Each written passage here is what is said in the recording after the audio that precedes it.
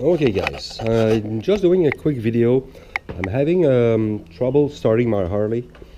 It's click when I start it. So let's see, the battery seems to be really good.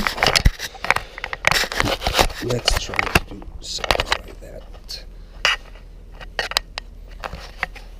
I just leave it here like that. Got 12.9493. It's hooked to a Harley Davidson charger. And the problem is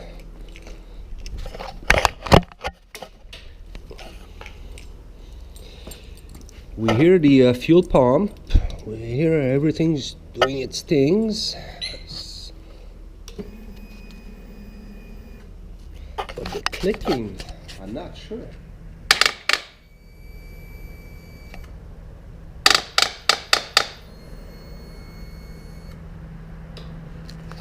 So that's the problem. After reading some stuff on the internet, they probably said that it could be the plunger inside the solenoid assembly, or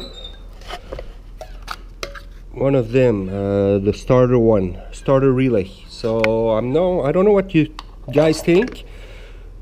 Since this is not so expensive, I think I could start with that.